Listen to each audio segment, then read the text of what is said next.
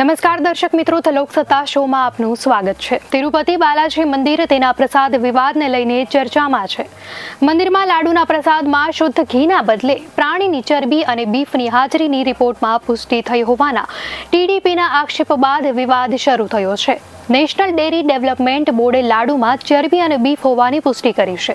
Report અનુસાર તિરુપતિ બાલાજીમાં લાડુનો પ્રસાદ બનાવવામાં માછલીનું તેલ, બીફ, ચરબી વગેરેનો ઉપયોગ કરવામાં આવ્યો છે। આ પ્રસાદ માટે ચંદ્રબાબુ નાયડુએ વાયએસ જગનમોહન રેડ્ડીની આગેવાનીવાળી પૂર્વની સરકાર પર આરોપ મૂક્યો છે। એનડીએ યુતિના વિધાનસભ્યો સાથેની એક બેઠકમાં ચંદ્રબાબુ નાયડુએ રાજ્યની પુરોગામી સરકારની ટીકા કરી હતી। એ સંદર્ભમાં તેમણે આક્ષેપ કર્યો હતો કે અગાઉની સરકારના શાસનકાળમાં તિરુમાલા લાડુ બનાવવામાં ગુણવત્તાના ધોરણોનું પાલન કરવામાં આવતું ન હતું। ચંદ્રબાબુએ કહ્યું હતું, હલકી ગુણવત્તાવાળા તિરુમાલા લાડુ બનાવવામાં આવતા હતા। અમે આ બાબતે અનેકવાર કહ્યું હતું। અન્નદાનમાં પણ ગુણવત્તાનું ધ્યાન રાખવામાં આવતું ન હતું। તેમણે એવી રીતે કામ કર્યું હતું કે ભગવાનને ધરવામાં આવેલો પ્રસાદ પણ અપવિત્ર થઈ ગયો હતો। આ બધાથી ક્યારેક બહુ દુઃખ થાય છે। ઘીની જગ્યાએ હલકી કક્ષાની સામગ્રી સ્વરૂપે પશુઓની ચરબીનો ઉપયોગ કરવામાં આવતો હતો। અમે ગુણવત્તામાં સુધારો કરીશું। ભગવાન વેંકટેશ્વરની પવિત્રતાનું રક્ષણ કરવાની આપના બધાની જવાબદારી છે।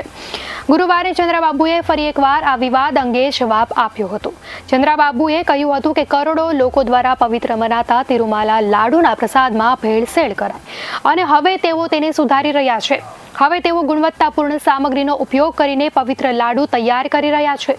વાયએસઆર સરકારના શાસનકાળમાં વાય.વી. સુબ્બારેડ્ડી તિરુપતિ તિરુમાલા દેવસ્થાનમ ટ્રસ્ટના અધ્યક્ષ હતા। તેમણે ચંદ્રબાબુની ટિપ્પણીને વખોડી કાઢી છે। વાય.વી. સુબ્બારેડ્ડીએ જણાવ્યું હતું કે તિરુપતિની પવિત્રતાને નુકસાન કરીને તથા કરોડો હિન્દુઓની શ્રદ્ધાને ઠેસ પહોંચાડીને ચંદ્રબાબુએ મોટું પાપ કર્યું છે અને તેમણે એક્સ પર લખ્યું હતું, તિરુમાલા પ્રસાદ વિશેની ચંદ્રબાબુની ટિપ્પણી અત્યંત દુષ્ટતાપૂર્ણ છે। ત્યારે આ જ અંગે એપીસીસીના પ્રમુખ વાય.એસ. શર્મિલા રેડ્ડીએ આક્ષેપ કર્યો હતો કે ટીડીપી અને વાયસીપી હિન્દુઓની લાગણીને ઠેસ પહોંચાડવા રાજકારણ રમી રહી છે। શર્મિલા રેડ્ડીએ જણાવ્યું હતું કે લાડુ પ્રસાદમાં ઘીને બદલે પ્રાણીની ચરબીનો ઉપયોગ કરવામાં આવતો હતો તેવું મુખ્યમંત્રી તરીકે ચંદ્રબાબુએ કરેલું આ નિવેદન તિરુમાલાની પવિત્રતા અને પ્રતિષ્ઠાને ઠેસ પહોંચાડે છે। તેથી શર્મિલાએ માંગણી કરી હતી કે એક ઉચ્ચ સ્તરીય સમિતિની રચના કરવી જોઈએ અથવા સીબીઆઈ મારફત આ પ્રકરણની તપાસ કરાવવી જોઈએ।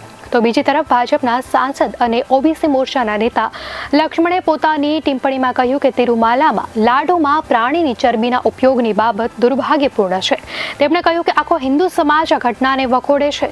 તેમણે ચંદ્રબાબુ નાયડુની આગેવાનીવાળી રાજ્યની એનડીએ સરકાર દ્વારા આ મામલામાં કાયદાકીય કાર્યવાહી કરવાની માંગ કરી છે। તો દર્શક મિત્રો, આ ઘટનાને લઈને આપની શું પ્રતિક્રિયા છે, ચોક્કસથી જણાવશો।